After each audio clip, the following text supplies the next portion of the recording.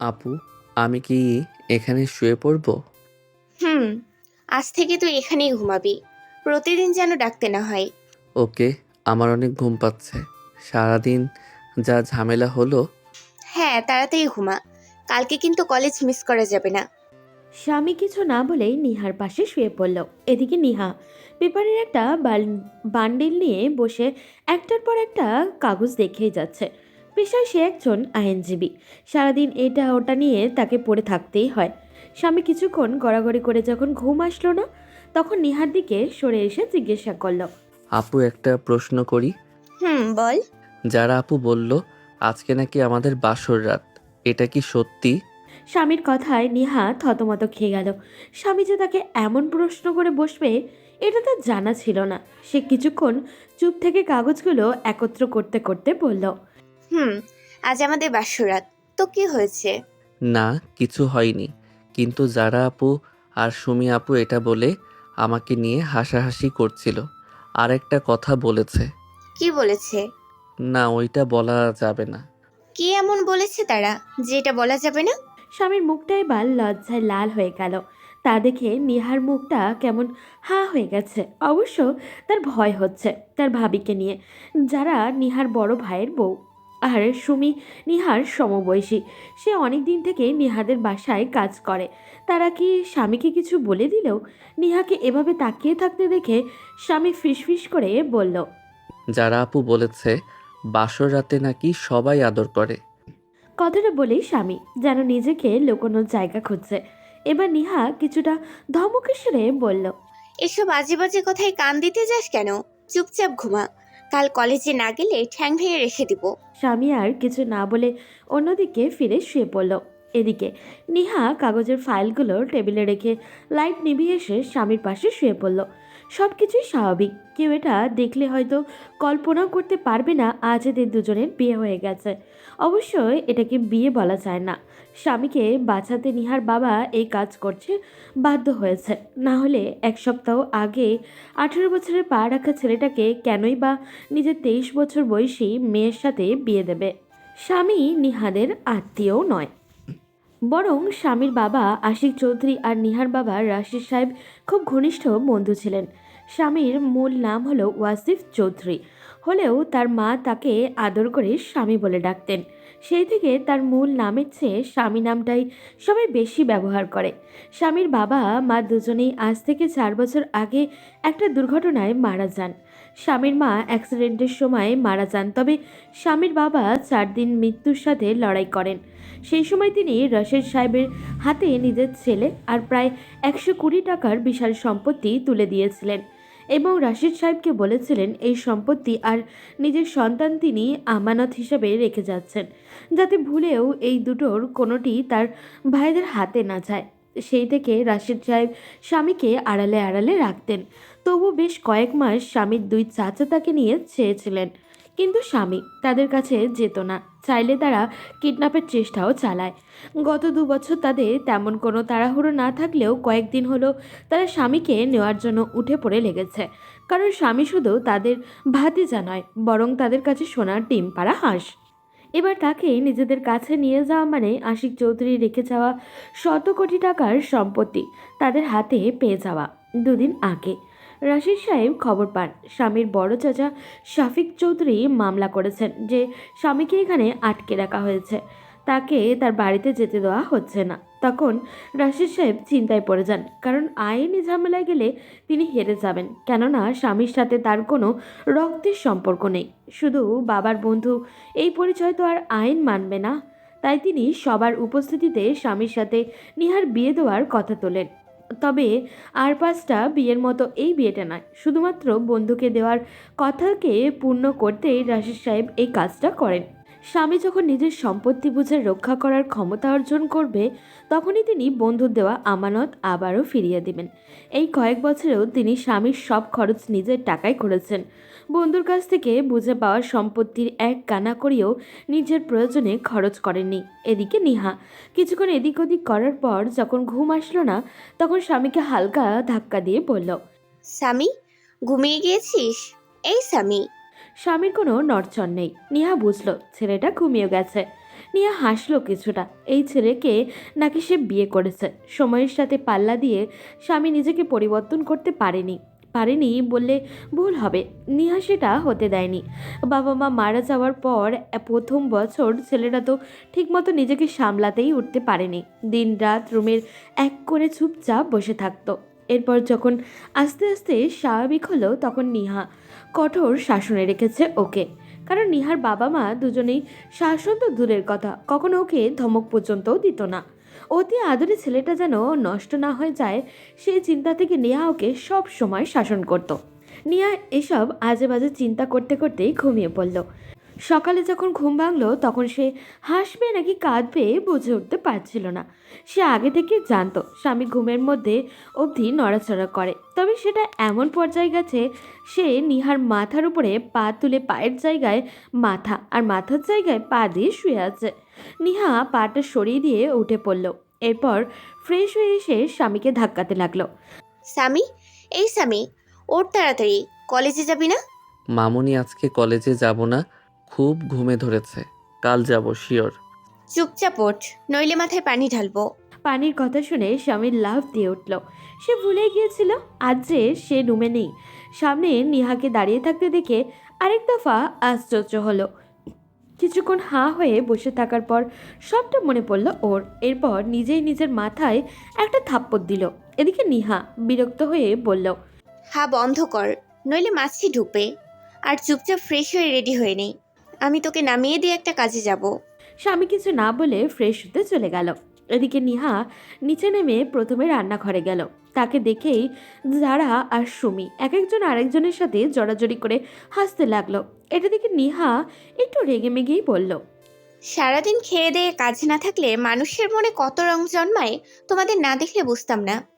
Objection my dear ননদি। তোমার ভাইয়ের, তোমার বাবা মায়ের সারাদিন 5 মাস খাটি, এরপর আবার স্বামী তো আছেই। ও সরি, সে তো এখন তোমার জামাই। এত এত কাজ করার পরেও তুমি আমাদের বেকার বলছো? অবশ্যই ভাবি, একবারে আমার মনে কথা কইছে। আমাদের সারাদিন কত কাম করতে হয়। আচ্ছা, ওইসব বাদ দেন। আবার সত্যি কইরা কন তো, রাতে আপনাদের মাঝে কিছু হয়েছিল? থাপ্পড় জিনিস, এক থাপ্পড়ে দাঁত সবগুলো ফেলে দিব। এরপর এরকম মুখ বাঁকিয়ে আর হাসতে পারবি না। চুপচাপ কাজ কর। বলে নিহা রান্নাঘর থেকে বেরিয়ে আসলো। এদিকে যারা আর সুমি আবারও হু হু করে হেসে উঠল। নিহা টেবিলে এসে দেখলো তার বাবা মা ভাই স্বামী সবাই এসে পড়েছে। তার ব্রেকফাস্ট শুরু করলো। নিহা সবেমাত্র খাবারটা মুখে দিয়েছে তখনই হুড়মুড় করে কয়েকজন লোক বাড়িতে ঢুকে পড়ল। তারা সবাই অবাক সেদিকে তাকালো, কারণ স্বামীর 2 চাচা পুলিশ নিয়ে এসেছে। স্বামী তাদের দেখে বিরক্ত হয়ে উপরে চলে গেল। এদিকে রাশেদ সাহেব টেবিল থেকে উঠে পুলিশ অফিসারের সামনে দাঁড়াতেই স্বামীর বড় চাচা শফিক চৌধুরী রাশেদ সাহেবের দিকে আঙুল তাক করে বললেন, অফিসার, এই হচ্ছে সেই কালপিট যে আমার ভাতিজাকে এতদিন থেকে আটকে রেখেছে। আমার ভাইয়ের সম্পত্তি হাতিয়ে নেওয়ার জন্য ও আমাদের ভাতিজাকে আমাদের থেকে দূরে রেখেছে। মুখ সামনে কথা বলুন মিস্টার শফিক চৌধুরী। অফিসার, দেখছেন এই লোকের সাহস কত বড়, আপনার সামনে আমার ভাইকে ধমক দিয়ে কথা বলছে। পুলিশ অফিসার তখন 2 পক্ষকে শান্ত করার জন্য বলল, দেখুন, আপনারা নিজেদের মধ্যেই ঝামেলা করবেন না। আগে আমাকে বিষয়টা বুঝতে দিন। রাশেদ সাহেব, আপনি সম্মানিত মানুষ, আপনার সাথে খারাপ ব্যবহার করতে আমরা চাই না। যদি ওনাদের অভিযোগ সত্যি হয় তাহলে আপনি আপনার অপরাধ স্বীকার করুন, না হলে আমরা বাধ্য হব আপনার বিরুদ্ধে অ্যাকশন নিতে। দেখুন অফিসার, ওনারা আমার বিরুদ্ধে যে অভিযোগ এনেছে সব মিথ্যে। ওনাদের ভাতিজিকে আমি আটকে রাখিনি, বরং সে নিজ ইচ্ছা এখানে থাকছে। আর ওর বাবা আমার খুব ঘনিষ্ঠ বন্ধু ছিল, সেই হিসাবে আমি ওকে আমার কাছে রেখেছি। অফিসার, আপনি এই লোকটার মিষ্টি মিষ্টি কথায় গলে যাবেন না। এই লোকটা পাক্কা ধোঁকাবাজ। আমার ভাতিজাকে মেরে ফেলার হুমকি দিয়ে ওর মুখ বন্ধ করে রেখেছে। আমার সহজ সরল ভাতিজাকে এই লোক আজ এতগুলো বছর থেকে আটকে রেখেছে। দেখুন রাশেদ সাহেব, ওয়াসিফ ওনাদের ভাতিজা, আর এই বাড়ি তো ওর নিজের বাড়ি না। ওকে ওর বাড়িতে আপনি পাঠিয়ে দিন। এতদিন ওকে আপনি নিজের কাছে রেখেছেন, ওর দেখাশোনা করেছেন, খুব ভালো কথা। এখন ও তো বড় হয়েছে, ওর নিজের বাড়িতে যাওয়ার এখন দরকার। কিন্তু অফিসার। আর কোনো কিন্তু না রাশেদ সাহেব, ওয়াসিফকে আপনি এই সপ্তাহের ভেতরে ওর বাসায় পাঠিয়ে দেবেন। ও ওর বাসায় থাকবে, আমি চাই না আপনার সাথে কোনো কড়া ভাষা ব্যবহার করতে। নিহা এতক্ষণ চুপচাপ সবকিছু এক কোণে দাঁড়িয়ে শুনছিল। এবার সে সামনে এগিয়ে এসে পুলিশ অফিসারকে উদ্দেশ্য করে বলল, অফিসার ওয়াসিফ এখানেই থাকবে, আর ওর চাচাদের ভয় পায়, সেই জন্য ওনাদের বাসায় যেতে চায় না। এই মেয়ে, তুমি আমাদের নামে মিথ্যা বলছো কেন? অফিসার, আপনি আজই ব্যাপারটা সমাধান করে দিন। এই এক সপ্তাহে ওরা আমার ভাতিজার যে কোনো ক্ষতি করে ফেলতে পারে। সবাইকে কি নিজেদের মতো লোভী মনে করেন মিস্টার রফিক চৌধুরী? আমরা যদি ওর খারাপ চাইতাম তাহলে এত বছর ওকে নিজেদের কাছে রাখতাম না। দেখুন মিস নিহা, আপনি একজন আইনজীবী হয়ে এমন কথা বলতে পারবেন না। ওয়াসিফ ওর বাবার বাড়িতেই যাবে, আপনারা কোন অধিকারে ওকে আটকাবেন? অবশ্যই আমার অধিকার আছে, ও আমার স্বামী হয়, আর আমরা স্বামী স্ত্রী দুজন মিলে সিদ্ধান্ত নিয়েছি আমরা এখানেই থাকবো। নিহার কথায় স্বামীর দুই চাচা আকাশ থেকে পড়ল। তারা দুজন একে অপরের দিকে একবার তাকালো। এরপর শফিক সাহেব রাগ দেখিয়ে বললেন, স্বামী মানে? অফিসার, আপনি এখনও এই পরিবারের উপর কোনো ব্যবস্থা নেবেন না? আমার ভাতিজার বয়স মাত্র 18 বছর। ও কিভাবে এই বয়স্ক মেয়েটাকে বিয়ে করবে? হ্যাঁ মিস নিহা, ওয়াসিফের তো এখন বিয়ের বয়স হয়নি। আর আপনি ওর স্ত্রী সেটার কোনো প্রমাণ আছে? অবশ্যই আছে, সেসব আমি আপনাকে দেখাচ্ছি, কিন্তু আপনারা ওয়াসিফকে জিজ্ঞেস করুন। ও যদি ওর নিজের বাসায় যেতে চায় তাহলে আমাদের কোনো আপত্তি নেই। ওকে, তাহলে সেটাই আগে দেখা যাক। আপনারা ওকে নিয়ে আসুন। নিহার মা ভীষণ ভয় পেলেন। তবুও নিহার বাবার জোড়াজড়িতে আস্তে আস্তে সিঁড়ি বেয়ে উপরে গেলেন স্বামীকে ডাকতে। তার ভয় হচ্ছিল, যদি স্বামী কোনোভাবে এখান থেকে যেতে রাজি হয়ে যায় তাহলে কি হবে। স্বামীকে যে উনি বড্ড ভালোবাসেন। স্বামী নিচে এসে চুপচাপ মাথা নিচু করে দাঁড়িয়ে রইল। তখন পুলিশ অফিসার স্বামীর কাছে গিয়ে কাঁধে হাত রেখে বলল, বাবা, তুমি বলো, তোমার কি নিজের বাসায় যাওয়ার ইচ্ছা নেই? এখানে কি তোমাকে আটকে রাখা হয়েছে? বলো বাবা, একদম ভয় পাবে না। এখানে কেউ তোমার কোনো ক্ষতি করতে পারবে না। স্বামী সবার দিকে একবার তাকালো। এরপর মাথা উঁচু করে পুলিশ অফিসারকে উদ্দেশ্য করে বলল, স্যার, আমি তো আমার বাবার বাসাতেই আছি। মানুষ কি তার নিজের বাসা ছেড়ে অন্য কোথাও গিয়ে থাকতে পারে? আমার কখনো মনেই হয়নি আমার বাবা মা মারা গেছেন। ওনারা আমাকে এমনভাবে আদর যত্নে রেখেছেন, আমার কখনো মনেই হয়নি এটা আমার নিজের বাড়ি না। তাহলে এই বাড়ি ছেড়ে অন্য কোথাও যাওয়ার কথা উঠছে কেন? দেখো বাবা, তুমি যদি রাশেদ সাহেবের ভয়ে এসব কথা বলে থাকো, তাহলে আমি তোমাকে নিশ্চয়তা দিচ্ছি উনি তোমার কোনো ক্ষতি করতে পারবেন না। তোমাকে আমরা এখনই এখান থেকে নিয়ে যাব। তুমি সত্যিটা আমাদের বলো, তোমার চাচা তো তোমার খারাপ চায় না।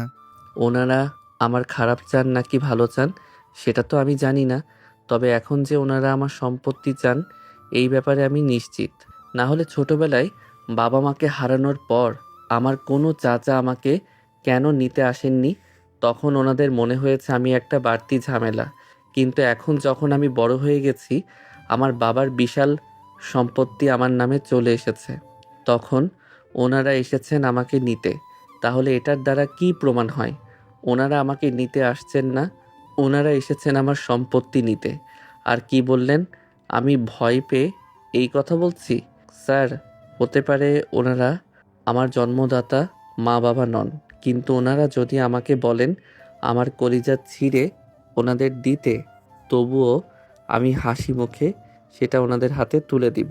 স্বামীর কথা শুনে পুলিশ অফিসার স্বামীর দুই চাচার দিকে তাকিয়ে বললেন, দেখুন, আপনারা যে অভিযোগ করেছিলেন আপনাদের ভাতিজা তো সেটা অস্বীকার করেছে। এখন আমাদের কি করার আছে বলুন? সে যখন নিজে এখানে থাকতে চাইছে, তাহলে আপনাদেরও তাকে সাপোর্ট করা দরকার। আপনি বুঝতে পারছেন না অফিসার, ওরা আমাদের ভাতিজাকে হুমকি দিয়েছে। ও ভয় পেয়ে এসব কথা বলছে। এসব ওর মনের কথা নয়। আমি মোটেও ভয় পাইনি স্যার, আমি যা বলছি বুঝে শুনেই বলছি। আর আমি এতটাও বাচ্চা না যে নিজের ভবিষ্যৎ নিয়ে ভুল সিদ্ধান্ত নিব। তাই দয়া করে আপনারা এই দুই লোকের কথায় আর কখনো এই বাসায় আসবেন না। স্বামীর চাচারা তখন রাগ করে বাসা থেকে বেরিয়ে গেল। পুলিশ অফিসারও তাদের সাথে চলে গেল। এবার স্বামী ফিরে সবার দিকে তাকিয়ে দেখলো সবাই তার দিকে হাঁ হয়ে তাকিয়ে আছে। কারোর ধারণাই ছিল না স্বামী এভাবে সবার মুখের উপরে কথা বলতে পারে। যারা তো সবার সামনে বেফাস কণ্ঠে বলেই ফেলল, কি ব্যাপার ননদি, একদিনে কি এমন জাদু করলে যে আমাদের স্বামী তরতর করে সবার সামনে দাঁড়িয়ে কথা বলা শিখে গেল? জারার কথায় সবাই হাসি চেপে না রাখতে পেরে হো হো করে হেসে উঠল। স্বামী তাতে বেশ লজ্জা পেল। সে সোজা উপরে চলে গেল। এদিকে নিহা কিছুটা রাগ দেখিয়ে বলল, ও বড় হয়েছে, নিজের ভালো এখনো নিজেই বুঝতে পারে। এরকম হবে এটাই স্বাভাবিক। এতে তো ঢং করার কি আছে? আর ভাবি, তোমার মুখে লাগাম দাও। কোথায় কে বলতে হয় জানো না? বলেই নিহা রাগ দেখিয়ে উপরে চলে গেল। নিহাকে এভাবে উপরে যেতে দেখে সবাই আরেক দফা হাসলো, কিন্তু নিহার ভাই নওশাদ তখন তার বইয়ের দিকে তাকিয়ে বলল, এবার কিন্তু সত্যি তোমার মুখে লাগাম দেওয়ার জরুরি। একটা সিরিয়াস মুহূর্তে এভাবে হেসে দেওয়ার মানে আছে? আহ নশাদ, বৌমাকে এইভাবে বলার কি আছে? ওর এই অভ্যাসের কারণেই তো আমাদের সংসারটা এমন হাসি আনন্দে টিকে আছে। শাশুড়ির সাপোর্ট পেয়ে আহ্লাদে আটকানা হলো জারার মন। এদিকে রুমে গিয়ে স্বামীকে রেডি হতে দেখে কিছুটা থামলো নিহা। স্বামীর শার্টের হাতা ঠিক করতে করতে নিহার সামনে দাঁড়াতেই নিহা বলল, এভাবেই সবসময় সত্যিটা সবার মুখের ওপর বলবি, তোকে যেন কেউ দুর্বল মনে না করে। সত্যিটা যতই কঠিন হোক, সবার সামনে দাঁড়িয়ে সেটা স্বীকার করতে পারাটাও এক ধরনের বীরত্ব। আমি খুব খুশি হয়েছি তোর আজকের ব্যবহারে। স্বামী চুপচাপ নিহার দিকে তাকিয়েছিল। নিহা তার ব্যবহারে খুশি হয়েছে শুনে কিছুটা ভালো লাগা কাজ করলো তার মধ্যে। নিহা তখন তাকে তাড়া দিয়ে বলল, যা, নিচে গিয়ে খাবারটা শেষ করে ওয়েট কর। আমি 5 মিনিটের মধ্যে রেডি হয়ে আসছি। স্বামী চুপচাপ চলে গেল নিচে। নিহা একটু পর রেডি হয়ে স্বামীকে নিয়ে বেরিয়ে গেল। বাড়ির সবাই সেটা দেখলেও কিছু বলল না। এমনিতেও তারা ভেবেছিল সবাই মিলে একটু খাওয়া দাওয়া করবে, এর বাইরে বৌভাতের কোনো আয়োজন করার ইচ্ছা তাদের ছিল না। স্বামীকে কলেজের সামনে নামিয়ে দিয়ে নিহা নিজের অফিসে চলে গেল। এদিকে স্বামী কলেজে ঢুকতেই তার বন্ধুদের সাথে দেখা। সে সবার সাথে গল্প করতে করতে ক্লাসে ঢুকলো। অপরদিকে স্বামীর চাচারা বাসায় গিয়ে রাগে ফুঁসতে লাগলো। হাতের কাছে এত টাকার সম্পত্তি পেয়েও তারা পাচ্ছে না। এগুলো যে করেই হোক তাদের তো লাগবেই। স্বামীর ছোট চাচা রাফিক সাহেব তার বড় ভাইয়ের দিকে তাকিয়ে রাগান্বিত কণ্ঠে বলে উঠল, দেখলে ভাইয়া আমাদের কিভাবে সবার সামনে অপমান করলো? এই অপমানের বদলা আমাদেরকে নিতেই হবে। ওই রাশেদকে যদি না নিজের পায়ের কাছে ফেলেছি, আমার নামও রফিক নয়। মাথা ঠান্ডা কর রফিক, এখন আমাদের পাগলামি করলে চলবে না। এখন মাথা ঠান্ডা করে আগে আমাদের নিজেদের স্বার্থ উদ্ধার করতে হবে। একবার যদি আশিকের ছেলেকে আমাদের হাতে নিয়ে আসতে পারি, তাহলে ওই সব সম্পত্তি আমাদের হয়ে যাবে। আর সম্পত্তি পেয়ে গেলে ওদেরকে রাস্তার কুকুর দিয়ে খাওয়াবো। কিন্তু সেটা কিভাবে সম্ভব ভাইয়া? ওই ছেলে তো কোনোভাবেই আমাদের কাছে আসতে রাজি হচ্ছে না। ওকে আগে আমাদের এখানে আনতে হবে, না হলে তো আমরা কিছুই করতে পারবো না। এসব নিয়ে তোকে চিন্তা করতে হবে না, কিছুদিন যাক। এখন কিছু করতে গেলে সব দোষ আমাদের ঘাড়ে এসে পড়বে। কয়েকদিন যাক, পরিস্থিতি ঠান্ডা হোক, এরপর আসল খেলা খেলবো। এদিকে স্বামী ক্লাস শেষ করে যখন বের হচ্ছিল তখন রিমা এসে তার পাশে দাঁড়ায়। রিমা স্বামীর সাথে পড়ে, খুব ভালো ছাত্রী, দেখতেও ভীষণ সুন্দর। রিমা অনেক আগে থেকেই স্বামীকে পছন্দ করে, কিন্তু কখনোই বলতে পারেনি। রিমা স্বামীর হাত ধরে বলে, ওয়াসিফ, চলো, ওই দিন তুমি আমাকে খাইয়েছিলে, আজ আমি তোমাকে ট্রিট দিব। সত্যি? আরে বাবা হ্যাঁ, চলো ক্যান্টিনে যাই। স্বামী আর রিমা গিয়ে ক্যান্টিনে বসে। দুজনে খাবার অর্ডার করে অপেক্ষা করছিল। তখন নিহার গাড়ি আসে। নিহা স্বামীর একটা ফ্রেন্ডকে জিজ্ঞাসা করতেই সে ক্যান্টিনের কথা বলে দেয়। নিহা ক্যান্টিনে এসে রিমা আর স্বামীকে গল্প করতে দেখে কিছুটা রেগে গেল।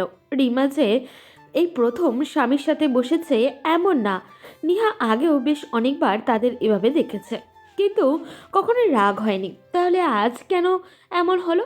নিহা নিজেকে প্রশ্ন করে, কিন্তু উত্তর খুঁজে পায় না। নিহাকে দেখে রিমা হাসি মুখে এগিয়ে আসে। এরপর নিহাকে জোর করে নিয়ে তাদের পাশে বসায়। খাওয়া দাওয়া পর্ব শেষ করে স্বামী যখন গাড়িতে উঠবে তখন রিমা হালকা হেসে বিদায় জানিয়ে বলে, ওয়াসিফ, রাতে কল দিব তোমাকে।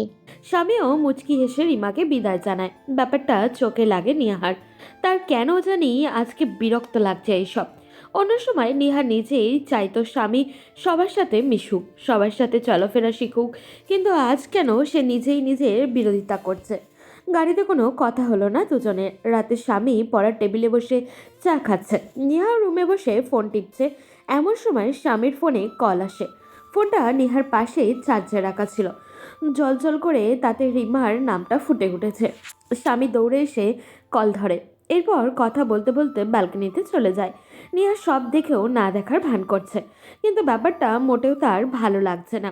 রাতের খাওয়া দাওয়া শেষে যখন দুজনে শুয়ে আছে, তখন নিহা নিজের ভিতরে কথাগুলো চেপে রাখতে না পেরে জিজ্ঞাসা করলো, স্বামী, ঘুমিয়ে গেছিস? না আপু, বলো। রিমার সাথে তোর কিসের সম্পর্ক? ও তো আমার খুব ভালো বন্ধু। ও পড়াশোনায় খুব ভালো, আমাকে অনেক হেল্প করে। ভালো। তা ও কি তোকে মাঝে মাঝেই কল দেয়, নাকি আজই প্রথম? ওর সাথে তো আমার প্রতিদিনই কথা হয়। ও প্রতিদিন রাতে আমাকে কল দেয়। তা কি কথা হয় তোদের? অনেক কথা হয় জানো আপু। রিমা মাঝে মাঝে আমাকে খেতে নিয়ে যায় ছুটি হওয়ার পর। ওর বাবা মাও আমাকে খুব ভালোবাসে। রিমা তোকে ভালোবাসে না? ওর বাবা মা তোকে ভালোবাসে, তাহলে ও নিশ্চয়ই তোকে ভালোবাসে, তাই না? নিহার কথার প্যাচে আটকে গেল স্বামী। সে কি জবাব দিবে বুঝে উঠতে পারছে না। আসলেই তো রিমা কি তাকে ভালোবাসে? এই ব্যাপারটা তো তাকে কখনো জিজ্ঞাসা করা হয়নি স্বামীর। স্বামী বেশ কিছুক্ষণ চুপ করে থাকে। স্বামীকে চুপ থাকতে দেখে নিহা কি বুঝলো কে জানে, তবে সে যে বেজায় বিরক্ত তা চেহারা স্পষ্ট ফুটে উঠেছে। রুমে আলো জ্বালানো সেই রাগী চেহারা হয়তো স্বামীর আড়াল হতো না। নিহা দাঁতে দাঁত চেপে জিজ্ঞাসা করলো, স্বামী, আমাকে একটা কথা বল। যদি রিমা তোকে ভালোবাসে, তাহলে তুই কি করবি? তুইও কি তাকে ভালোবাসবি? ও তো আমার শুধু ফ্রেন্ড। তবে ও যদি আমাকে ভালোবাসে বা বিয়ে করতে চায়, তাহলে আমি সেটা আঙ্কেল আর মামুনির সাথে শেয়ার করব। যদি তারা রাজি হয় তাহলে আমিও ওকে বিয়ে করব। ও খুব ভালো ছাত্রী, আমাদের ক্লাসের ফার্স্ট গার্ল। এবার সহ্যের সীমা পার হলো নিহার। এতক্ষণ সব কিছু সে সামলে উঠতে পারলেও এবার মনে হলো বেশি হয়ে যাচ্ছে। নিহা নিজের রাগ কন্ট্রোল করতে না পেরে স্বামীর থুতনি চেপে ধরল। হঠাৎই এমন হওয়ায় ব্যথার শব্দ করে উঠল স্বামী। নিহা দাঁত কটমট করতে করতে বলল, বেশি কথা শিখে গিয়েছিস, তাই না? এত কথা বলিস কেন? একটা প্রশ্ন করলে আগে একটার উত্তর দিতি, এখন একটা কথা বলে হাজারটা সঙ্গে বলিস। সরি আপু, আর বলবো না, আমাকে ছাড়ো, ব্যথা পাচ্ছি। নেহা স্বামীকে ছেড়ে দিয়ে আবারও নিজের জায়গায় সরে গেল। হাত পা রাগে কাঁপছে ওর, কিন্তু কেন? স্বামীকে নিয়ে তার এমন ফিলিংস কখনোই তো ছিল না। তাহলে এখন কেন এমন জেলাস ফিল হচ্ছে তার? ওদিকে স্বামী নিহার এমন ব্যবহারের পর একদম চুপ মেরে শুয়ে আছে। সকালে ঘুম থেকে উঠে নিহাকে ঘুমিয়ে থাকতে দেখে চুপচাপ ফ্রেশ হয়ে নিচে চলে গেল সে। একা একাই নাস্তা শেষ করে রুমে এসে রেডি হতে লাগলো। নিহার ঘুম ভাঙতেই দেখলো স্বামী রেডি হচ্ছে। নিহা হাই তুলে জিজ্ঞাসা করলো, কি রে, কয়টা বাজে? 9:25 বাজে। কি বলিস? তুই আমাকে ডাকবি না? স্বামী কিছু না বলে বেরিয়ে গেল। কালকে রাতে নিহার এমন ব্যবহারে তার অভিমান হয়েছে। নিচে নেমে কারোর সাথে কথা না বলে কলেজের উদ্দেশ্যে রওনা দিল। নিহা রেডি হয়ে নিচে নেমে স্বামীকে না পেয়ে জারাকে জিজ্ঞাসা করলো, ভাবি, স্বামী কোথায়? ও তো একটু আগেই বেরিয়ে গেছে। স্বামী চলে গেছে শুনে চমকে গেল নিহা। এই প্রথম স্বামী তাকে ছাড়া কলেজে গেছে। হঠাৎই স্বামীর এমন ব্যবহারের কারণ কি? একটু ভাবতেই নিহার মনে হলো কাল রাতের ঘটনা। নিহাকে যারা পিছন থেকে নাস্তা করার জন্য ডাকলো, কিন্তু শেষে সব না শুনে নিহা সোজা গাড়ি নিয়ে বেরিয়ে গেল। দরকারি একটা কাজ শেষ করে নিহা ঠিক কলেজ ছুটির টাইমে গাড়ি নিয়ে হাজির হলো, কিন্তু তাকে অবাক করে দিয়ে স্বামী সোজা এসে রিমার সাথে রিকশায় উঠে গেল। দুজন বেশ হাসি খুশি গল্প করতে করতেই যাচ্ছে। নিহা রাগে ফুঁসতে ফুঁসতে বাসায় পৌঁছালো। স্বামীও ততক্ষণে বাসায় এসে হাজির। নিহা কারোর সাথে কথা না বলে সোজা রুমে চলে গেল। একটু পর স্বামীও রুমে প্রবেশ করতেই নিহা আগ বাড়িয়ে গিয়ে স্বামীর শার্টের কলার ধরে বলল, কি হচ্ছে এসব? স্বামী জবাব দিল না। নিহার রাগ ক্রমশ বেড়ে চলেছে।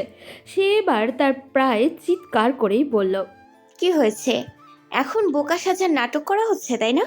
কথা বলছিস না কেন? স্বামী, আমি তোকে কিছু জিজ্ঞেস করছি, আমার প্রশ্নের উত্তর দে। সরি আপু, আর হবে না। শুধু শুধু ঝামেলা করো না। নিহা নিজের সমস্ত শক্তি দিয়ে স্বামীর গালে জোরে একটা থাপ্পড় বসালো। কাল রাত থেকে জমতে থাকা রাগ যেন একসাথে বহিঃপ্রকাশ পাচ্ছে। স্বামী নিজেকে সামলাতে না পেরে ছিটকে পড়ল একদিকে। নিহার যেন তবুও রাগ কমল না। সে আবারও টেনে ওকে নিজের সামনে এনে দাঁড় করিয়ে বলল, তোর মুখ থেকে সরি শব্দটা শুনতে আমার জঘন্য লাগে। তোর কত বড় সাহস, তুই আমাকে ইগনোর করিস? নিজেকে তুই কি মনে করিস? আমার লাইফের কোনো গুরুত্ব আছে তোর কাছে? প্রতিটা দিন নিজের কাজ ফেলে তোকে আনতে চাই আমি। আমার নিজের লাইফ নষ্ট করছি যাতে তুই ভালো থাকিস, আর সে তুই আমাকে ইগনোর করিস। কথাগুলো বলতে বলতে আরও 2-3টা থাপ্পড় মারল স্বামীর গালে। ততক্ষণে বাড়ির সবাই চিৎকার চেঁচামেচি শুনে সেখানে হাজির হলো। নিহার মা দৌড়ে স্বামীকে গিয়ে ধরল। ভয়ে স্বামী রীতিমতো হাঁপাচ্ছে। মামনিকে সামনে পেয়ে জাপটে জড়িয়ে ধরল ও। নিহার মা বেশ রাগ দেখিয়ে বলল, এসব কি হচ্ছে নিহা? ওকে এভাবে মারছিস কেন? তুমি চুপ করো। তোমার কারণে আজ এই কাজ করতেও সাহস পেয়েছে। শুধুমাত্র তোমার অতিরিক্ত আহ্লাদের কারণেও দিন দিন নষ্ট হচ্ছে। নেহা, চিৎকার করো না। আমরা তো বিষয়টা কথা বলে সমাধান করতে পারি। কি করেছে আমাকে খুলে বলো। বাবা, ও আমাকে ইগনোর করে। আমি ওকে আনতে গেছি, কিন্তু আমার সামনেও একটা মেয়েকে নিয়ে রিকশায় করে চলে আসলো। রাতে পড়তে বসে পড়াবাদ দিয়ে সে ওই মেয়ের সাথে কথা বলে। আমি তার কাছে এখন ঝামেলা হয়ে গেছি। এই নিয়ে তো এত রিয়াক্ট করার কি আছে? মেয়েটা তো ওর ক্লাসমেট হতে পারে। আর এইসব কারণে তুই ওর গায়ে হাত তুলবি? যদিও ভুল করেও থাকে তবুও তুই ওকে এভাবে মারতে পারিস না। বেশ তো, তোমাদের যা ইচ্ছা করো। আমি আর ওর ব্যাপারে কখনো কথা বলবো না। আমি সেটা কখন বললাম? তুই ওকে শাসন করবি ভালো কথা, কিন্তু তাই বলে এভাবে চিৎকার করে বাড়ি মাথায় তুলে হবে কেন? এই চলো তো সবাই। আর নেহা, ওকে আর ভুলেও মারবি না। বলেই নিহার বাবা সবাইকে নিয়ে বের হয়ে গেল। স্বামী চুপচাপ এখনও নিজের জায়গায় দাঁড়িয়ে আছে।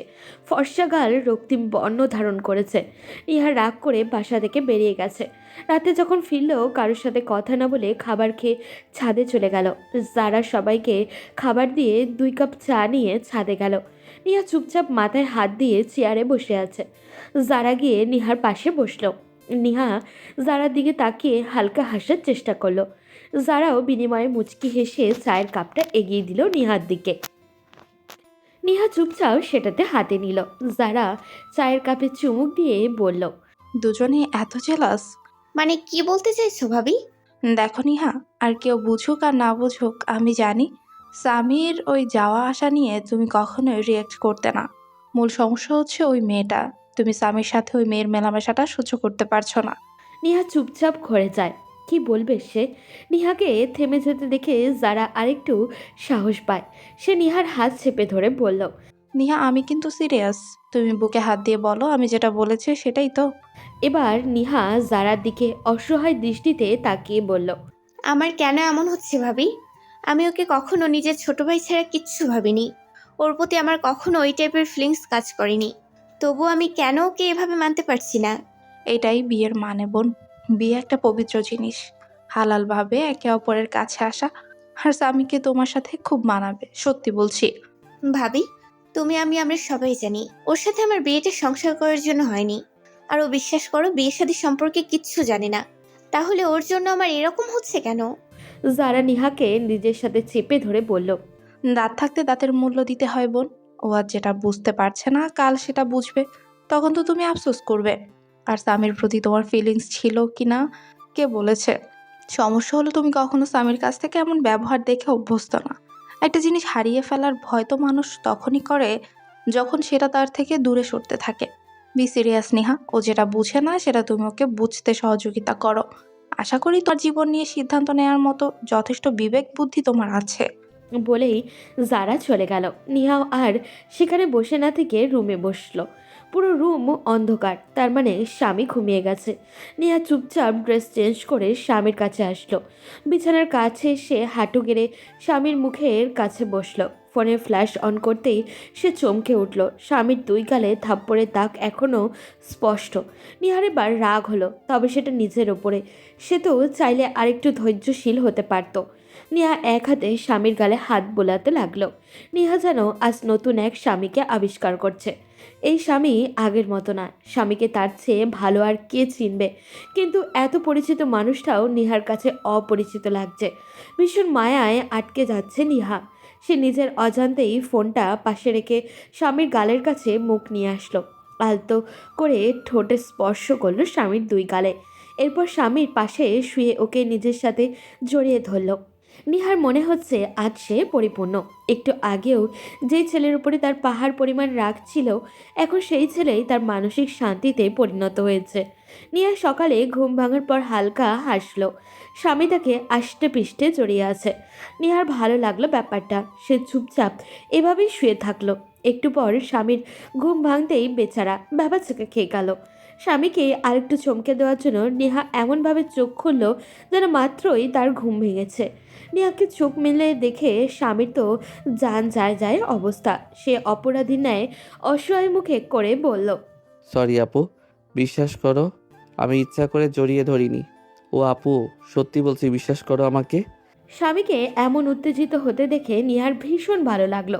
কথা বলার সময় স্বামীর ঠোঁটের দিকে এক দৃষ্টিতে তাকিয়েছিল নিহা।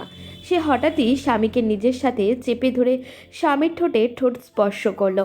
স্বামীর শরীরে যেন কারেন্টের শক লাগলো। নিহা একটু পর ছেড়ে দিয়ে স্বামীকে এইভাবেই ধরে রেখে বলল, তুমি স্বামী থেকে আসিফ চৌধুরী হওয়া শুরু করেছো, নতুন নতুন কথা শিখছো, সবার সাথে মেশা শিখেছো। কিন্তু একটা কথা মাথায় রাখবে, আমার স্বামীকেই লাগবে। আমার স্বামী আমার কাছে সব সময় অপরিবর্তিত থাকবে। মনে থাকবে আমার কথা? স্বামী রীতিমতো ঘামতে শুরু করেছে। নিহা তাকে তুমি করে বলছে, এটাও তাকে দেখতে হলো। স্বামী লাফ দিয়ে বিছানা ছেড়ে উঠে দৌড়ে ওয়াশরুমে চলে গেল। এদিকে স্বামীকে এভাবে পালাতে দেখে নিহা নিজেও অজান্তেই হেসে উঠল। এরপর থেকে শুরু হয় তাদের জীবনের এক নতুন দিক। নেহাকে ধীরে ধীরে স্বামীর প্রতি আরও দুর্বল হতে থাকে। এখন রীতিমতো গা জ্বালা করে স্বামীকে অন্য কারোর সাথে কথা বলতে দেখলে। নেহার এমন ব্যবহারে স্বামী মাঝে মাঝে ভীষণ অবাক হয়। একদিন সন্ধ্যাবেলায় স্বামী হেঁটে হেঁটে বাসায় ফিরছে। কিছুক্ষণ আগেই তার মাথায় এসেছে আজ নিহার বার্থডে। সেটা যারা আর সুমিকে বলতেই তারা উঠে পড়ে লেগেছে নিহাকে সারপ্রাইজ দেওয়ার জন্য। যারা কি কি আনতে হবে লিস্ট করে স্বামীর হাতে ধরিয়ে দিল। স্বামী সেগুলো নিয়ে বাসায় আসছে। হঠাৎই তার মনে হলো কেউ তাকে ফলো করছে। সে কিছু করতে যাবে তার আগেই 2-3 জন লোক এসে তার হাত চেপে ধরলো। স্বামী তাদের চিনল না, তাই জিজ্ঞাসা করলো, এই কারা আপনারা, আর এভাবে আমার হাত চেপে ধরেছেন কেন? কিন্তু লোকগুলো তাকে কোনো উত্তর না দিয়ে মুখে একটা রুমাল চেপে ধরলো। সঙ্গে সঙ্গেই স্বামী অজ্ঞান হয়ে গেল। স্বামীকে 3 জন মিলে চেপে ধরতেই একটা মাইক্রোবাস সেখানে এসে দাঁড়ালো। তারা স্বামীকে ধরে সেটাতে তুললো। এমন সময় একটা ছেলে দৌড়ে আসলো সেখানে। ছেলেটা স্বামীর পরিচিত, নিহার অফিসে কাজ করে। শরীফ নামে সেই ছেলেটা এসে মাইক্রোবাসটার জানলা ভেদ করে কিছু জিজ্ঞাসা করতে যাবে, তার আগেই গাড়ির ভিতরে থাকা লোকটা বেশ সজোরে ধাক্কা দিল ছেলেটার বুক বরাবর। শরীফ ছিটকে পড়ল। কিছুটা এই সুযোগে গাড়িটা দ্রুত সেখান থেকে চলে গেল। শরীফ উঠে দাঁড়াতেই বুঝলো লোকগুলো ভালো না, তাকে এখনই যা করার করতে হবে। সে তার পরিচিত একটা লোককে গাড়িটা ফলো করতে বলে দ্রুত রিক্সা নিয়ে নিহার চেম্বারের দিকে চলে গেল। নেহা তখন তার এক ক্লায়েন্টের মামলা নিয়ে কথা বলতে ব্যস্ত। শরীফ অনুমতি না নিয়েই প্রবেশ করলো রুমে। নেহা এমন হন্তদন্ত হয়ে তাকে রুমে ঢুকতে দেখে জিজ্ঞাসা করলো, কি হয়েছে শরীফ ভাই? তুমি এমন হাঁপাচ্ছ কেন? আপামনি, সর্বনাশ হয়ে গেছে। সামি ভাইকে 3-4 জন লোক মিলে তুলে নিয়ে গেছে। আমি আটকানোর চেষ্টা করেছি কিন্তু পারিনি। কি? তুমি ঠিক দেখেছো তো? ওটা স্বামী ছিল? আপামনি, সামি ভাইকেই আমি দেখছি। ওনাকে পিছন থেকে ধরে অজ্ঞান করে নিয়ে গেছে। কথাটা শোনা মাত্রই নিহার পুরো দুনিয়া যেন অন্ধকার হয়ে গেল। সে কোনো মতে সামনে থাকা মানুষদের দিকে তাকিয়ে বলল, আই এম রিয়েলি সরি। আপনাদের সাথে আমি এই ব্যাপার নিয়ে পরে আলাপ করব। এখন আমাকে যেতে হবে। বলেই নিহা দ্রুত নিজের গাড়ি নিয়ে বাড়ির উদ্দেশ্যে রওনা দিল। ওদিকে সুমি রান্না করছে আর জারার দিকে তাকিয়ে বিরক্তি নিয়ে বলছে, আজ আসুক একবার বাসায়। আমি শিওর ও বাইরে কোথাও খেলা দেখতে দাঁড়িয়ে গেছে। তাদের এমন কথাবার্তার মাঝেই নিহা দ্রুত বাড়িতে প্রবেশ করলো। জোরে জোরে স্বামীকে ডাকতে লাগলো। ড্রয়িং রুমে নিহার বাবা মা বসেছিলেন। তারা অবাক হয়ে বললেন, কি হয়েছে মা? স্বামী তো একটু বাইরে গেছে। নিহার বাবা আর বুঝতে বাকি নেই কি হয়েছে। সে দৌড়ে তার বাবার কাছে এসে বলল, বাবা, স্বামীকে ওরা কিডন্যাপ করে নিয়ে গেছে। কি? তুই এসব কি বলিস মা? ও তো একটু আগেই আমাদের সামনে দিয়ে গেল। আমার অফিসের কাজের লোক শরীফ ভাই, উনি নিজের চোখে দেখেছেন স্বামীকে কয়েকজন লোক তুলে নিয়ে গেছে। নিহার কথায় রাশেদ সাহেবের মাথায় চিন্তায় ভাঁজ পড়ল। ততক্ষণে রান্নাঘর থেকে সুমি আর জারাও এসে হাজির। দুজনে এক কথা শুনে একে অপরের দিকে তাকাচ্ছে। নিহার মা তো রীতিমতো কান্না ঝরে দিয়ে হাউতাস করতে করতে বলল, আমি নিশ্চিত লোকগুলি আমার ছেলেকে ধরে নিয়ে গেছে। ওগো, এবার কি হবে আমার? কি স্বামীকে আর পাবো না? আহ, তুমিও না, এই সময় এসব বাজে বাজে কথা বলতে হয়। বৌমা, তুমি তোমার মাকে নিয়ে যাও রুমে। যারা এসে শাশুড়িকে দু হাতে চেপে ধরল। নিহা নিজেকে শক্ত রাখার চেষ্টা করলেও পারছে না। ও দু চোখ ছলছল করছে ওর। নিহার বাবা মেয়েকে দু হাতে জড়িয়ে ধরে বললেন, একদম চিন্তা করবি না মা, আমি এখনই বের হচ্ছি। খুব তাড়াতাড়ি আমরা স্বামীকে খুঁজে বের করব। নেহা চুপচাপ শুধু শুনল কথাটা। রাশিদ সাহেব দ্রুত নিজের ছেলেকে কল করে বেরিয়ে পড়লেন স্বামীকে খুঁজতে। ওদিকে নিহা নিজেকে সামলে উঠতেই দ্রুত গাড়ি নিয়ে পুলিশ স্টেশনে গেল। সেখানে গিয়ে স্বামীর মিসিং রিপোর্ট করলো। পুলিশ অফিসার নিহার পরিচিত, তাই তিনি নিহাকে সান্ত্বনা দিয়ে বললেন, আপনি কোনো চিন্তা করবেন না মিস নিহা, আমরা আপনার স্বামীকে যত দ্রুত সম্ভব খুঁজে বের করব। অফিসার, আমি জানি স্বামীর চাচারা ওকে কিডন্যাপ করেছে। ওদেরকে ধরলেই সব সত্যি বের হবে। আপনি একজন আইনজীবী হয়ে এমন কথা কিভাবে বলছেন? যদি কোনো কারণে স্বামীকে ওর চাচারা কিডন্যাপ করে থাকে, তাহলে এই সুযোগে ওরা আপনাদের থেকে প্রতিশোধ নিতে চাইবে। ওদের বাড়ির ছেলেকে হারানোর সব দায় আপনাদের দিয়ে দেবে। তাই আপনাকে এখন প্রতিটা পদক্ষেপ খুব সাবধানে নিতে হবে। কিন্তু আমাদের এই দেরি করাতে যদি স্বামীর কোনো ক্ষতি হয়? আপনি এত টেনশন করবেন না। আমার কেন জানি না মনে হচ্ছে কিডন্যাপারের কাছ থেকে কল আসবে। সেটা হোক আপনার কাছে অথবা আপনার বাবার কাছে। স্বামীর বর্তমানে নিজের বলতে কিছুই নেই। সুতরাং তাকে কিডন্যাপে যেই করুক, তাদের একটাই লক্ষ্য থাকবে, সেটা হলো ওর বাবার রেখে যাওয়া সম্পত্তি। আর সেটা পেতে হলে স্বামীরকে বাঁচিয়ে রাখতেই হবে। পুলিশ অফিসারের এত কথার পরেও নিহার শান্ত হতে পারল না। ওদিকে স্বামী চোখ খুলতেই লক্ষ্য করলো সে একটা বন্ধ রুমের মধ্যে পড়ে আছে। চারপাশে তাকিয়ে কাউকে দেখলো না। ও উঠে দরজার কাছে গিয়ে দেখলো দরজাটা বাইরে থেকে বন্ধ। পুরো রুম ধুলোবালিতে ভর্তি। নিঃশ্বাস নেওয়ারও উপায় নেই। একটু পরেও সেখানে কয়েকজন লোক প্রবেশ করলো। অন্ধকারে সবার মুখ অচেনা হলেও স্বামীর নিজের চাচাদের চিনতে দেরি হলো না। স্বামীর ছোট চাচা শফিক স্বামীকে দাঁড়াতে দেখেই থুতনি চেপে ধরে বলল, খুব বড় বড় কথা শিখেছিস তাই না? আজকের পর থেকে তোর ওই মুখ থেকে আর কোনো কথা বের হবে না। বলে শফিক সাহেব বেশ জোরে স্বামীকে পিছন দিকে ধাক্কা দিলেন। স্বামী আবারও উল্টে মাটিতে পড়ল। এবার লোকটা হিংস্রতার মাত্রা যেন আরও কয়েক গুণ বাড়ালো। সে স্বামীর বুকের ওপর পা রেখে দাঁড়ানোর চেষ্টা করলো। এমন সুটাম দেহের একজন মানুষের ভার সহ্য করার ক্ষমতায় এই বাচ্চা ছেলেটির কিভাবে থাকবে? স্বামী নিজেকে সর্বোচ্চ শক্তি দিয়ে চিৎকার করার চেষ্টা করলো, কিন্তু আস্তে আস্তে তার শরীর নিস্তেজ হয়ে আসছে। সে আবারও জ্ঞান হারালো। এদিকে রাফিক সাহেবের ছেলে মিরাজ সবটা ভিডিও করেছিল বাবার কথা মতো। শফিক সাহেবের মুখে ব্যতীত শুধু স্বামীর অংশটা তারা কেটে নিহার বাবার ফোনে পাঠালো। ততক্ষণে সন্ধ্যা পেরিয়ে রাত নেমেছে। নিহা আর তার বাবা সারাদিনের খোঁজাখুঁজি শেষে বাসায় পা রেখেছে। এই মুহূর্ত এমন কিছু দেখার জন্য তারা মোটেও প্রস্তুত ছিল না। নিহার বাবা ভিডিওটা অন করতেই স্বামীর কান্নার আওয়াজ নিহার কানে গেল। সে দ্রুত ফোনটা নিজের হাতে নিয়ে এই দৃশ্য দেখেই ঠাস করে মাটিতে বসে পড়ল। নিহার বাবাও সোফায় থাওয়া মেরে বসে পড়ল।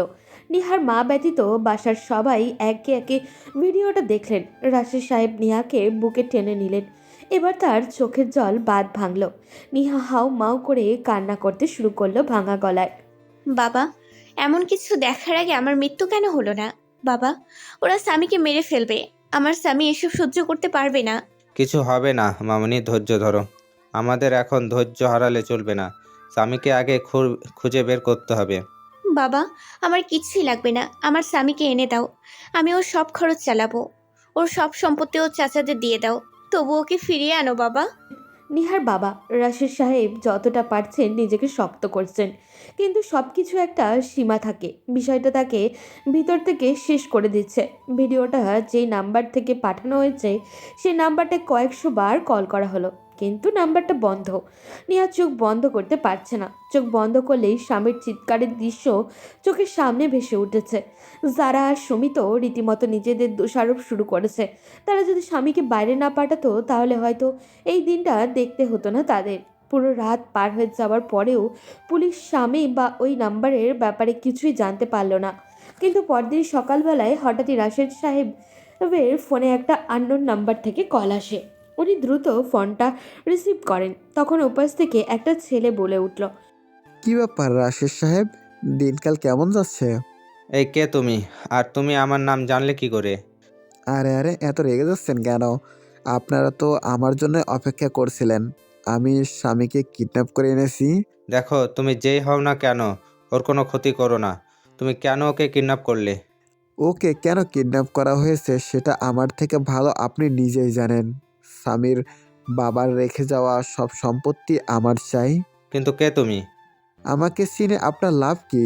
আপনি যদি স্বামীকে ফেরত পেতে চান তাহলে ওই সব সম্পত্তি আমাকে দিতে হবে, না হলে প্রতিটা মুহূর্তে ওর উপর অত্যাচার আরও বাড়বে। দেখো, এরকম করো না। তোমার কথা আমরা শুনবো, কিন্তু ওর গায়ে হাত তোলো না। ও এসব ব্যাপারে কিছুই জানে না। তোমরা শুধু শুধু ওকে অত্যাচার করো না। তোমাকে আমরা সব দিয়ে দেব। এই তো ভদ্রলোকের মতো কথা। তাহলে আর দেরি কেন? এখনই কাজ শুরু করে দিন। পরবর্তী আপডেট সময় মতো পেয়ে যাবেন।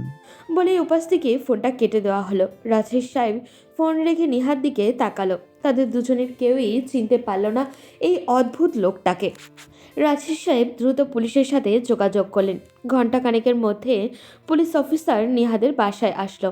এরপর খোঁজ শুরু হলো ওই কল করা ব্যক্তি আসলে কে। ওদিকে স্বামী অন্ধকার রুমে চিৎকার করছে, কিন্তু দুইটা লোক তাকে জোর করে খাবার খাওয়াতে চাইছে। স্বামী খাবারের প্লেটটা ছুঁড়ে ফেলে বলল, আমি এই খাবার খাবো না, তোমরা আমাকে ছেড়ে দাও। কেন আমাকে এখানে আটকে রেখেছো? লোক দুটো এবার বেশ রেগে গেল। তারা দুজন মিলে স্বামীকে কয়েকটা ঘুষি মেরে বলল, আমাদের সাথে রাগ দেখানোর চেষ্টা করবি না, না হলে তোকে এর জন্য ভয়ঙ্কর ফলাফল ভোগ করতে হবে।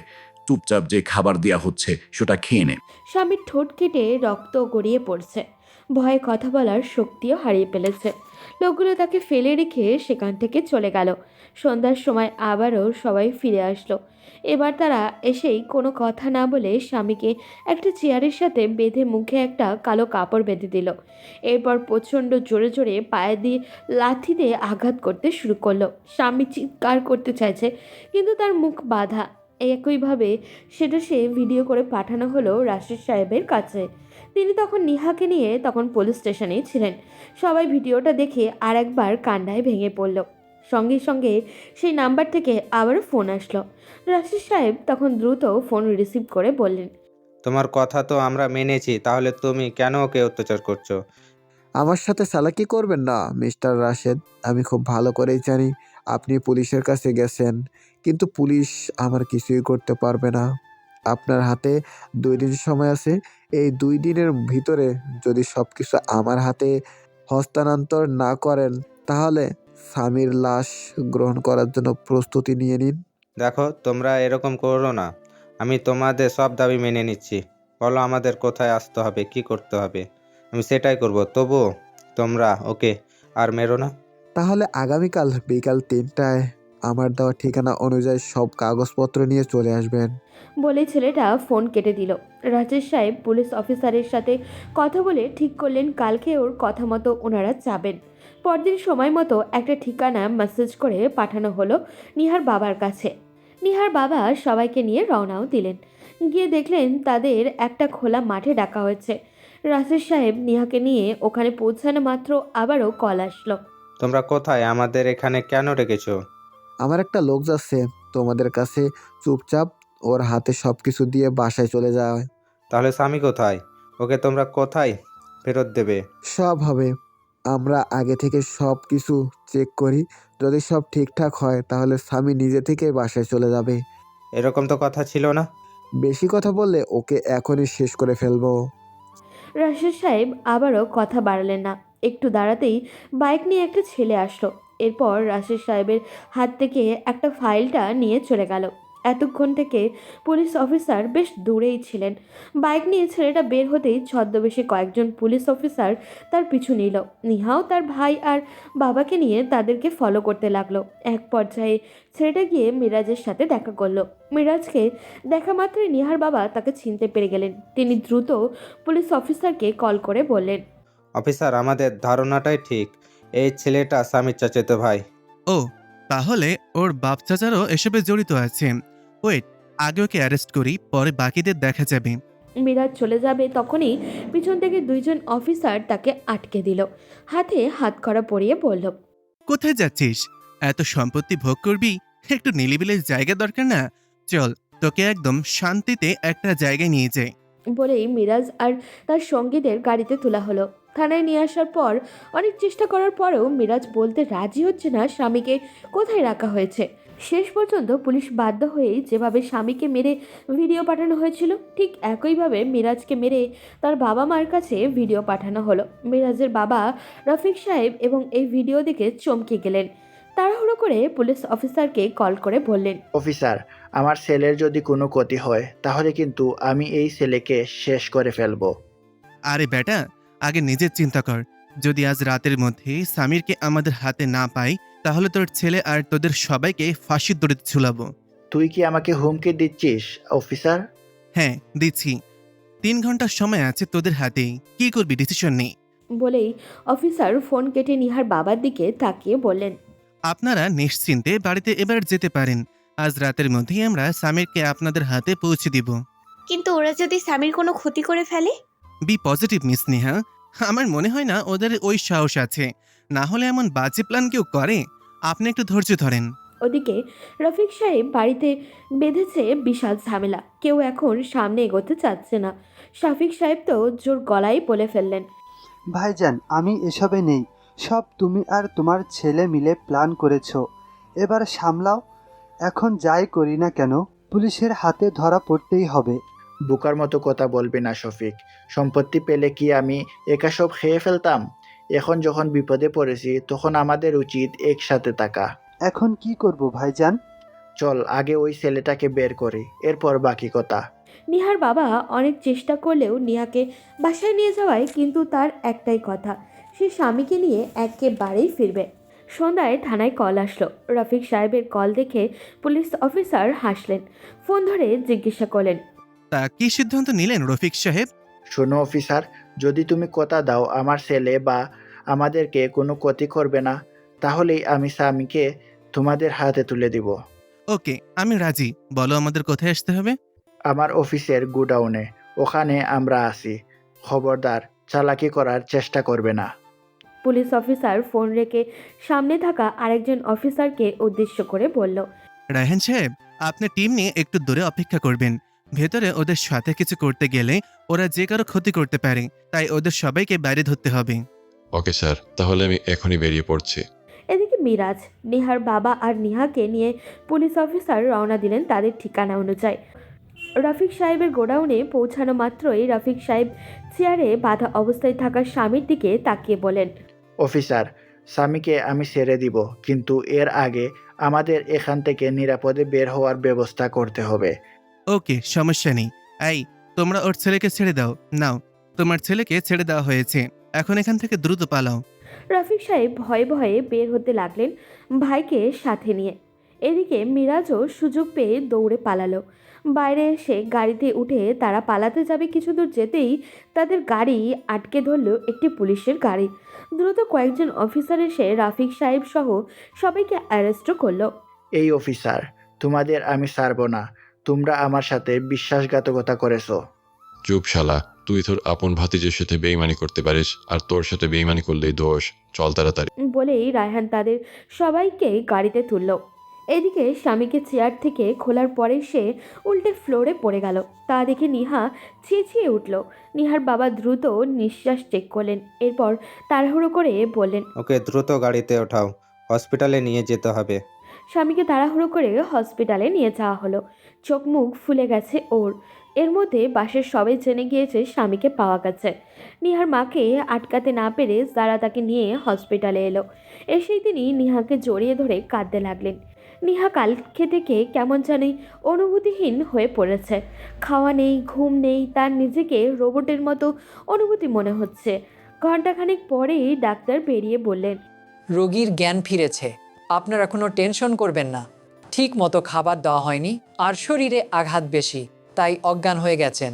2-3 দিন ভালোভাবে সেবা যত্ন করলে ঠিক হয়ে যাবে। তবে একটা ব্যাপার, ও খুব ভয় পেয়ে আছে। কয়েকদিন লাগবে এই ভয় কাটিয়ে উঠতে। তাই কোনো অস্বাভাবিক আচরণ করলে ভয় পাবে। এদিকে নিহার বাবা পুলিশ অফিসারকে জড়িয়ে ধরে বললেন, আপনার কৃতজ্ঞতা কিভাবে প্রকাশ করব আমার জানা নেই। আপনার জন্যই আমি আমার ছেলেটাকে আবার খুঁজে পেয়েছি। এভাবে বলবেন না স্যার, এটা আমাদের ডিউটি। আজ আমরা আসছি, একদিন আপনাদের বাসায় লাঞ্চ করতে আসব। আপনি আসলে আমি খুব খুশি হব। পুলিশ অফিসার বিদায় নিলেন। এদিকে সবাই মিলে স্বামীর রুমে প্রবেশ করলেন। সবাইকে দেখে স্বামী ওঠার চেষ্টা করলো, কিন্তু পারল না। স্বামীর চোখ বেয়ে পানি গড়িয়ে পড়ছে। নিহার মা দৌড়ে গিয়ে স্বামীকে বুকে জড়িয়ে ধরে বললেন, আমার আব্বা, আল্লাহ কাছে লাখ কোটি শুক্রিয়া, তিনি তোমাকে আমাদের কাছে ফিরিয়ে দিয়েছেন। তোমাকে ছাড়া আমি কিভাবে বাঁচতাম। মামুনি, আমি তোমাদের ছেড়ে যাব না। তোমরা আমাকে ওদের হাতে দিও না। হ্যাঁ আব্বা, তুমি আমার ছেলে, আমার কাছে থাকবে। কেউ তোমাকে আমার থেকে আলাদা করতে পারবে না। হায় জানোয়ারগুলো আমার ছোট ছেলেটার কি অবস্থা করেছে। আল্লাহ গজব পড়ুক ওদের উপর। নিহার বাবা এতক্ষণ চুপচাপ স্বামীর পাশে বসে মাথায় হাত বুলিয়ে দিচ্ছিলেন। নিহা বেডের পাশে থাকা চেয়ারে বসে এক দৃষ্টিতে স্বামীর মুখের দিকে তাকিয়ে আছে। এই 2 দিন আগেও কি সুন্দর চেহারা ছিল তার, কিন্তু এখন নিমিষেই সব দুঃস্বপ্নের মতো হয়ে গেল। চোখের নিচে, ঘাড়ে, ঠোঁটের পাশে সব জায়গায় ছোট ছোট কাটার দাগ। মুখ ফুলে লাল বর্ণ ধারণ করেছে। দূর থেকে দেখলেই বোঝা যায় ছেলেটাকে পাগলের মতো মারা হয়েছে। নিহা চুপচাপ দেখছে আর কান্না করছে। হঠাৎই জারা এসে নিহার মাকে ধরে বলল, আব্বু আম্মু চলো আমরা বাসায় যাই। তোমার ছেলে বলল সকালেই নাকি ওকে নিয়ে আমাদের বাসায় যেতে পারবে। নিহা আর ওর ভাই থাকুক, আমরা বরং যাই। না, তোমরা যাও, আমি আমার ছেলেকে রেখে কোথাও যাচ্ছি না। আজও তোমাকে কোথাও যাওয়ার কথা বলা হচ্ছে। ও বাসায় যাবে, ওর জন্য রান্না করতে হবে না। আম্মু স্বামীকে ওরা খাবারটা পর্যন্ত দেয়নি। এবার যারা বুঝলো শাশুড়ির মন কিছুটা গলেছে। তিনি স্বামীর দিকে একবার তাকালেন, এরপর জারার দিকে তাকিয়ে বললেন, দেখিস আল্লাহ গজব পড়বে ওই জানোয়ারের উপর। আসো আমরা যাই। নিহা, এই নে, খাবারটা খেয়ে নে। 2 দিন কিছুই খাসনি, তাড়াতাড়ি খেয়ে নে। আমার ভালো লাগছে না ভাইয়া, রাখো, পরে খাবো। উফ, বাচ্চাদের মতো কথা বলিস না। নে, তাড়াতাড়ি খাওয়া শেষ কর। কাল সকালে ডাক্তার আসবে, তখন ওকে চেক আপ করে সব ঠিকঠাক হলে বাসায় নিয়ে চলে যাব। ও খাবে না ভাইয়া? আপাতত চ্যালেঞ্জ চলছে, বাসায় গিয়ে খাবে। এখন তুই আমার সামনে বসে খাবি, এরপর আমি যাব। ভাইয়ের জোড়াজুড়িতে নিহা হালকা খেয়ে হাত মুখ ধুয়ে আসলো। নিহার ভাই সব কিছু গুছিয়ে চলে গেল। নিহার এবার স্বামীর কাছে গেল। স্বামী শুধু তার দিকেই তাকিয়ে আছে। নিহা কথা বলতে পারছে না, যেন কেউ তার কথা বলার শক্তিটাই কেড়ে নিয়েছে। সে স্বামীকে জড়িয়ে ধরে বেশ জোরেই কান্না শুরু করলো। কিছুটা সময় এভাবেই কাটলো ওদের। এরপর নিহা নিজেকে শান্ত করার চেষ্টা করে বলল, তোর কষ্ট হচ্ছে স্বামী? আমাকে একা রেখে যেও না আপু, ওরা আবার এসে আমাকে নিয়ে যাবে। না, আর কেউ তোকে আমার থেকে আলাদা করতে পারবে না। তুই আমার সাথেই থাকবি। এখন চুপচাপ ঘুমা। কিছু খেতে ইচ্ছে করছে? না, আমি কিছু খাবো না, তুমি শুধু আমার সাথে থাকো। আরে পাগল, আমি তো তোর সাথেই আছি। তুমি এই 2 দিন খাওনি কেন আপু? তুই খেয়েছিস, আমি খাবো? আমার জন্য তুমি খাওনি হুম, কেন? কারণ তোর কষ্ট হলে আমারও খুব কষ্ট হয়। এই 2 দিন আমার কাছে দুঃস্বপ্নের মতো ছিল। মনে হচ্ছিল কেউ আমাকে প্রতি মুহূর্তে আঘাত করে যাচ্ছে। তুই কাছে ছিলি না বলে আমার নিঃশ্বাস আটকে আসছিল। নিহা স্বামীকে আরেকটু শক্ত করে জড়িয়ে ধরে বলল। স্বামী এত কথা না বুঝলেও এইটুকু বুঝলো নিহা তার জন্য এই 2 দিন কষ্ট পেয়েছে। আরও কিছুক্ষণ এভাবে থাকার পর নিহা আস্তে করে বলল, স্বামী, তুই আমাকে আর আপু ডাকবি না। কেন আপু? কারণ আমি তোর বউ, আর বউকে কেউ আপু ডাকে না। আগে আমি তোর আপু ছিলাম, ডেকেছিস, এখন আর ডাকবি না। তাহলে কি বলে ডাকবো? তোর যা ইচ্ছা, নাম ধরে ডাকতে পারিস। না, ওইটা আমি পারবো না, অন্য কিছু বলে দাও। তাহলে তুই আমাকে বউ বলেই ডাকিস, তবু আর আপু বলিস না। তোর মুখে আপু ডাক শুনলে আমার রাগ হয়। দুজনের এমন আজগুবি কথা চলল বেশ লম্বা সময়। শেষে নিহা নিজেই ঘুমিয়ে গেল। পরদিন সকালে ডাক্তার চেক আপ করার পর কিছু ওষুধ লিখে দিলেন। হসপিটালের সব ঝামেলা শেষ করার পর স্বামীকে নিয়ে নিহা আর ওর ভাই বাসায় গেল। বাসায় যেন আজ উৎসবের আমেজ, সবার মুখেই হাসি। নিহার মা নিজের হাতে স্বামীকে খাইয়ে দিলেন। এরপর তাকে ধরে রুমে নিয়ে যাওয়া হলো। দুপুরে স্বামী আর নিহা পাশাপাশি শুয়ে আছে। তখনই নিহা হঠাৎই জিজ্ঞাসা করলো, স্বামী, তুমি সেদিন বাজারের ওইদিকে কেন গিয়েছিলে? তুমি আমাকে তুমি বললে আমার লজ্জা লাগে। অভ্যাস করছি, তুমিও শোনার অভ্যাস করে নাও। এবার আমার প্রশ্নের উত্তর দাও। ওই দিন তো তোমার বার্থডে ছিল, তাই ভাবি আর সুমি আপু জোর করে আমাকে বাজারে পাঠালো। আমরা গিফট কিনেছিলাম। ভাবি রুম সাজানোর জন্য বেলুন আর মাংস কিনতে পাঠিয়েছিল। নিহার হঠাৎ মনে পড়ল সেদিনের কথা। হ্যাঁ, ওই দিন তো তার জন্মদিন ছিল, তবে ভাগ্যে তার সহায় ছিল না। সে স্বামীকে উদ্দেশ্য করে বলল, তুমি আমার জন্য কি গিফট কিনেছিলে? ওই যে ওই ব্যাগে আছে। নিহাকে সোফার উপর থেকে ব্যাগটা নিয়ে আসলো। ভেতরে ছোট্ট একটা বক্স, খুলতেই বেশ নজর কাড়া একটা চেইন দেখলো। নিহা ভালো করে জানে এটা স্বামী নিজে কিনতে পারবে না, তবুও জিজ্ঞাসা করলো, খুব সুন্দর। তাই এটা কে কিনেছে? সত্যি বলবো নাকি মিথ্যা? সত্যিটাই বলো। ভাবি কিনা আমার কাছে দিয়ে বলেছিল তুমি জিজ্ঞেস করলে যেন আমার কথা বলি। তাহলে মিথ্যে শোনাটাই ভালো ছিল। মানে? ওসব তুই বুঝবি না। আসতে পারি? দরজার পাশে দাঁড়িয়ে হালকা হেসে কথাটা বলল যারা। নিহার হাতে ওই দিনের চেনটা দেখে কিছুটা চমকে গেল। সে বিষয়টা গোপন করতে চেয়েছিল, নাহলে সবাই তাকেই দোষারোপ করত। কিন্তু সব কিছু যখন সমাধান হয়ে গেছে, তখন আর সরি বলে মিটমাট করে নেওয়াটাই ভালো। যারা নিহার কাছে গিয়ে বলল, সরি নিহা, আসলে ওই দিন আমি ওসব ভুলে যেতে চাই ভাবি। যা হয় ভালোর জন্যই হয়। তবে গিফটটা সুন্দর ছিল, তোমার চয়েস ভালো। এটা তো আমি কিনিনি, আমার গিফট তো ঘরে রাখা। আপনি ভুল জায়গায় ভুল সাজেশন দিয়ে ফেলেছেন মিস। আপনার সব গোপন কথা একটু আগে ফাঁস হয়ে গেছে। তবে খারাপ না, ব্যাপারটা ভাল লাগছে। আজকাল তোমার রাগটা কই যেন হারিয়ে গেছে। শুনেছিলাম মানুষ নতুন নতুন প্রেমে পড়লে তেঁতুলের রসও নাকি মিষ্টি লাগে, আজ তার প্রমাণ পেলাম। যারার কথায় নিহা লজ্জা পেল। যারা আরেকটু খোঁচা মেরে বলল, নিচে তোমার সতীন তোমার জন্য অপেক্ষা করছে ননদি, যাও সতীনকে ওয়েলকাম জানাও। নিহা যারার সাথে নিচে এসে দেখে স্বামীর কয়েকটা ফ্রেন্ড এসেছে তাকে দেখতে। সাথে রিমা মেয়েটাও আছে। নিহার মা তাদের বেশ আপ্যায়ন করছে। যারা ব্যাপারটা নিয়ে নিহার সাথে বেশ মজা নিচ্ছে। একটু পর তারা স্বামীকে দেখতে উপরে গেল। রিমা সোজা স্বামীর পাশে বসে পড়ল। এদিকে নিহা সোফায় বসে রাগে ফুঁসছে। যারা নিহাকে রাগানোর জন্য রিমাকে বলল, বুঝলে রিমা, আমাদের স্বামীর জন্য একটা বউ দরকার। এই অবস্থায় ওর সেবা যত্নের বড্ড প্রয়োজন। কিন্তু আফসোস, আমার ভাইয়ের জন্য একটা ভালো মেয়ে খুঁজে পাচ্ছি না। আশেপাশে খুঁজলেই পেয়ে যাবেন ভাবি, ওর জন্য মেয়ের অভাব হবে না। তোমার জানা মতো কেউ আছে গো? একদম লাল টুকটুকে বউ দরকার আমার ভাইয়ের জন্য। কি গো নিহা, ভাইয়ের জন্য বউ কি আমি একাই খুঁজবো, নাকি তোমারও উচিত ছোট ভাইয়ের জন্য ভালো একটা মেয়ে খুঁজে বের করা? নিহার চোখ মুখ রাগে লাল হয়ে গেছে। রীতিমতো বিরক্ত সে, কারণ রিমা স্বামীর হাত ধরে বসে আছে। যারা ভাব ভালো না বুঝতে পেরে তৎক্ষণাৎ রুম ত্যাগ করলো। যখন সবাই একে একে বিদায় নিল, তখন নিহা গিয়ে রিমার হাত তার স্বামীর হাত থেকে ছাড়িয়ে নিয়ে বেশ জোর গলায় বলল, শোনো মেয়ে, ওকে নিয়ে তোমার কোনো ফিলিংস থাকলে সেটা মাটি চাপা দিয়ে দাও। ও বিবাহিত, আমি ওর বউ। তাই নেক্সট টাইম তোমাকে ওর আশেপাশে দেখলে ব্যাপারটা তোমার জন্য ভালো হবে না। রিমার চোখ ছলছল করছে।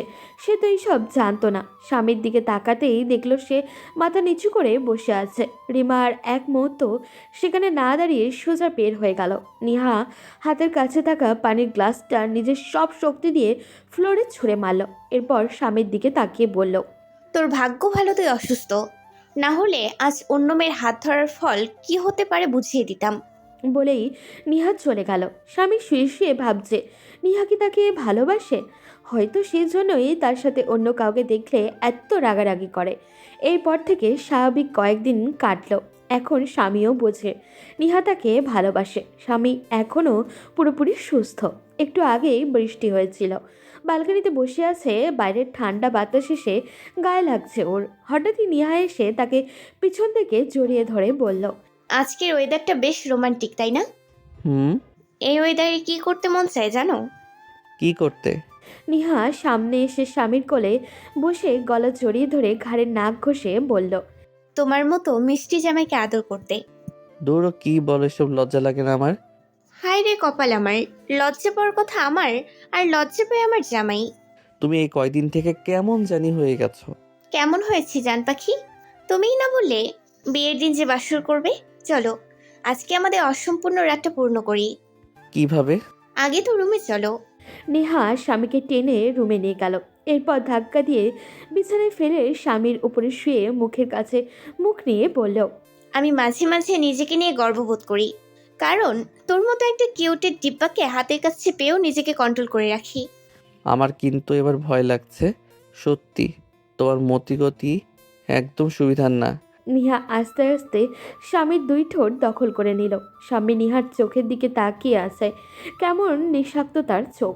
স্বামী কিছুক্ষণ পর নিহার সাথে রেসপন্স করতেই সে যেন আরও মাতাল হলো। নিহা উঠে রুমের লাইটটা অফ করতেই স্বামী বলল, তুমি কি আমাকে ভালোবাসো বউ?